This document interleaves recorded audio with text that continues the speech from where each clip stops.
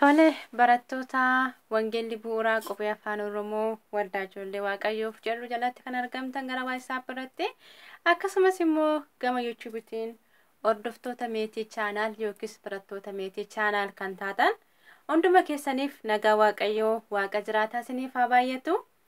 Akkam jirtu akkam turtan nagaa keessanii baga nagaa keessan taatanii ammallee lafa jirtan hundatti nagaa waaqayyoo dabalee isiniif haa baay'atu. Turtiin akkami barumsi akkam maal fakkaata qayyabachaa jirtu qubee afaan Oromoo wajjin wal bartanii jabaadhaa ala garidhaa yoo qayyabattan yeroo boqonnaa keessanii qasseettanii yoo ilaaltanii maalidha sinii gala salphaadha jabaadhaa siniin jedha.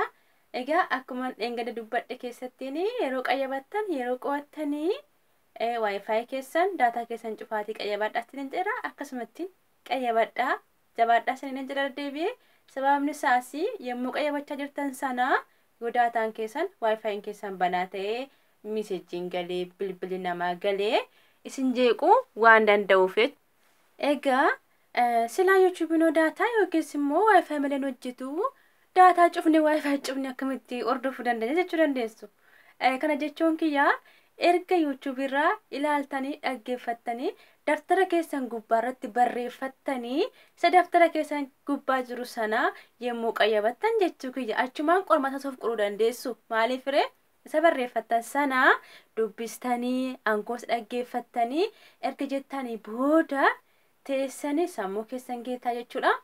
Luukii qulqulluusa garagalchisanii daftara keessan achi gubbaarratti qubeen afaan Oromoo meeqaa qubee gurguddaan akkamiiti qubee xixiqqaa maal fakkaata dubbachiiftuun afaan Oromoo meeqaa qubeen dachaa meeqa maal faa jedhamu jettanii ala sanaan of gaafachuudhaan barreessitu jechuudha. Erga barreessitanii booda immoo YouTube keessa galtanii isa ofii keessanii barreessitanii fi sananii barreesse wal bukkee qabdanii waliin madaaltu jechuudha.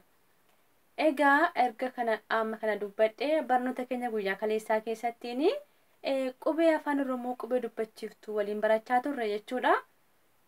Qubeen afaan Oromoo dubbachiiftuu meeqa qaba jennee baranne dubbachiiftuu 5 qabaa jenne. Isaanis A, E, I, O, U dha jennee baranne. Qubee xiqqaa fi qubee gurguddaadhaan waliin ilaallee turre jechuudha. Egaa akkasuma qubee dachaadhaa walitti deebinaa isiniin jedheen ture. Amma immoo kun qubee dachaa qabadhee dhufee jira. Qubee dachaa yookiis qubee cimdii jedhama. Warreen qalama gurraachaan barreesse kun jechuudha.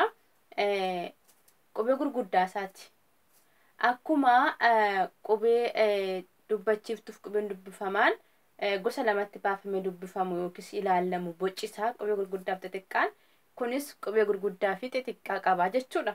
Qalama cuquliisa yookiis immoo samaayiwaadhaan kan barreeffame kun qubee xixiqqaasaa qubee dachaati.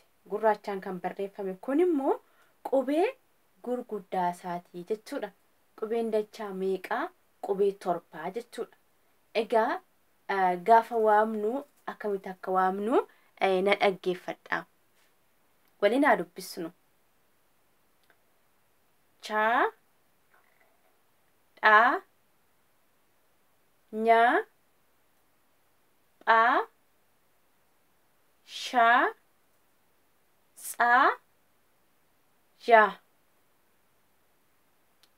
Cha, dha, nya, pha, sha, tsa, ja. Akka kanatti dubbisnaa jechuudha. Egaa qubee dachaanii lama walitti hidhamee barreeffamee jira miti.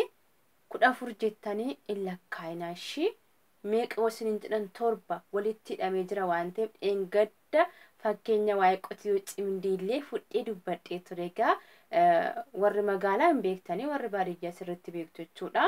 Kanas ta'e sanas qubee dachaan 7 malee 14 miti 2 walitti hidhamee jira waliin dubbifamaa jechuudha.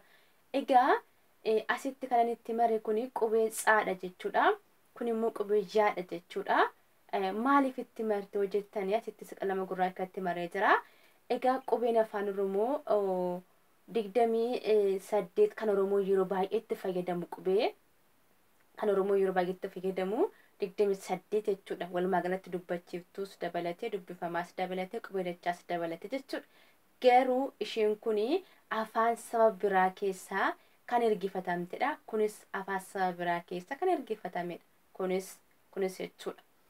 Sababni isaan ergifataniifis immoo afaanumti jiru suni afaan saba biraa suni akka jirutti akka itti fayyadamnuuf jechuudha. Fakkeenyatti ni fudheen ture. Tsahaay jechuudhaaf nu gargaara. Tsahaay jechuun maqaa namaatis jechuudha. Akkasuma aduudhalle jechuudha. Biiftuu yookiis akkasitti waamama jechuudha. Afaan Amaariffaa akkasitti fakkeenya isin fudhu jechuudha.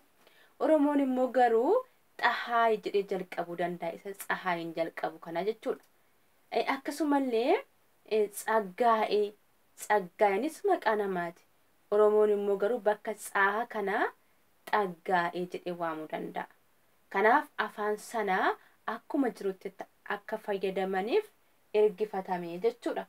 Kanaaf qubeen afaan Oromoo kan hin ergifatamanii kunis ergifatame jechuudha. Qubeen zaan kunis qubeen yaan kunis jechuudha. Qubeen yaa dachaadha jechuudha.